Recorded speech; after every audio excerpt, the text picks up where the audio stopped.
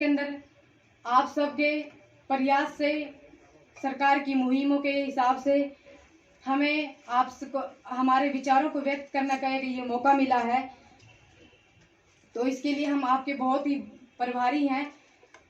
और अंतिम और लास्ट में मैं कहना चाहूंगी कि हमें आवश्यकता है व्यक्ति से व्यक्ति, व्यक्ति से समाज और समाज से राष्ट्र को एक सूत्र में पिरोया जाए, ताकि समाज के अंतिम अक्षर, अंतिम पंक्ति की अपना संवाद उस स्तर पर बैठा व्यक्ति तक पहुंचा सके। एक पंक्ति को कहकर मैं अपने विचारों को विराम देना चाहूंगी कि महान हस्ती कभी मिटती नहीं, लोगों के दिलों में राज करती है, लोगों के दिलों में राज करती है। बहुत बहुत मेरी नमस्ते है। नमन इस मातृभूमि को, विश्व का सिरमौर भारत है। नमन इस मातृभूमि को, विश्व का सिरमौर भारत।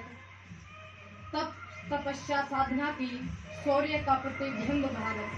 सवर लहरिया उठ रही है, देश तप आराधना की। कोटि हृदयों में बसी है, चाह तेरी साधना की, चाह तेरी साधना की। अपने 52 सेकंड के राष्ट्रगान गा लेना और केवल वंदे मातरम के गीत गुनगुनाना ही देशभक्ति नहीं है। वास्तव में देशभक्ति अपने कर्तव्यों का पालन निष्ठापूर्वक करना है। चाहे वो समाज, परिवार, हर क्षेत्र में देशभक्ति हमें देखने को मिलती है। केवल सरहदों, बॉर्डरों पर जान न्यौछावर करना और इसको हम देशभक्ति कहना तो मेरे हिसाब से ठीक नहीं होगा। अपने नैतिक कर्तव्यों का पालन करना, और जो हमारे संविधान में पार्ट 4 के ए में जो हमारे मूल कर्तव्य दिए गए हैं, अगर हम उन 11 कर्तव्यों को ही अगर अच्छी तरह से निभा लेते हैं तो वही सच्चे रूप से वही देशभक्ति है। परंतु हम ऐसा करने में कुछ असफल प्रतीत होते हैं। और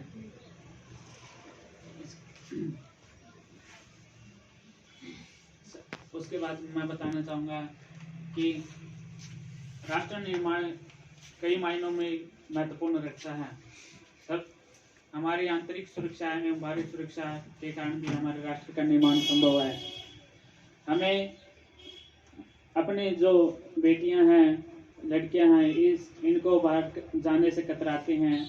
दरअसल इनको खतरा किसी से नहीं है, हम जैसे युवाओं से इनको खतरा है और हम ही इनको सुरक्षा प्रदान कर सकते हैं। अगर हम बड़ी बड़ी बातें करते हैं विश्व लेवल पर तो वे व्यर्थ है। अगर हम आंतरिक तौर पर ही अपनी बेटी, माता बहनों को सुरक्षा प्रदान नहीं कर सकते तो यह बहुत ही निंदनीय बात होगी।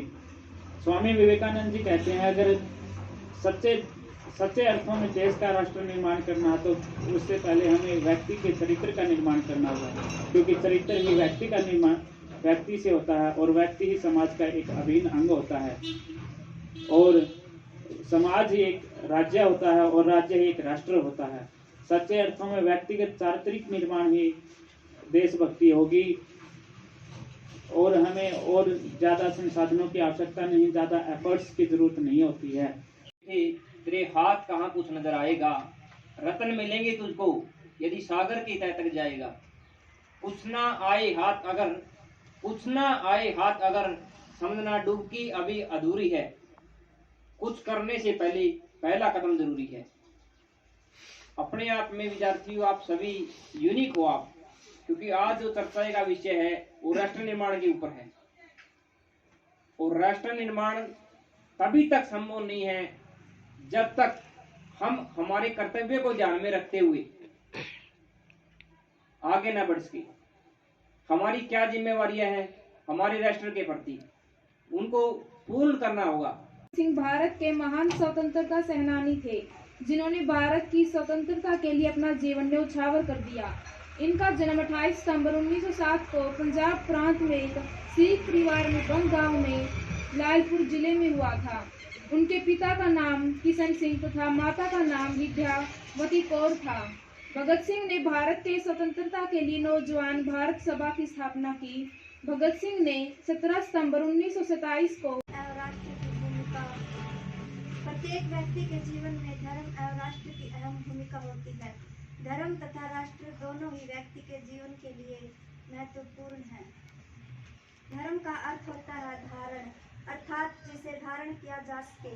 मनुष्य के गुणों को जो प्रदर्शित करे वह धर्म है। धर्म को गुण भी कह सकते हैं।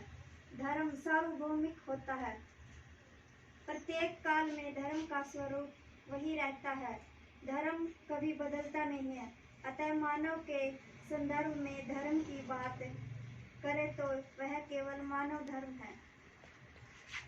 जब किसी समाज में सारे व्यक्ति किसी भौगोलिक सीमा के अंदर अपने पारस्परिक भेदभाव को भुलाकर सामूहिकरण की भावना से प्रेरित होते हैं, वह एकता के सूत्र में बंध जाते हैं। अपने देश के प्रति पूरे सच्चे मन से समर्पण कर दे, सब कुछ न्योछावर कर दे अपने माँ भारती के चरणों में। अपने देश के लिए हम जी जान लगा दें। उनके देश, हमारा जो देश है, देश की अच्छी सेवा करें। और ये नहीं जरूरी कि हम किसी प्रतियोगिता में पार्टिसिपेट करें तभी हम कुछ अच्छा कर सकते हैं। हमें जहाँ हम हैं उसको एक्सेप्ट करो और जहाँ कमी है उसको सुधार करो।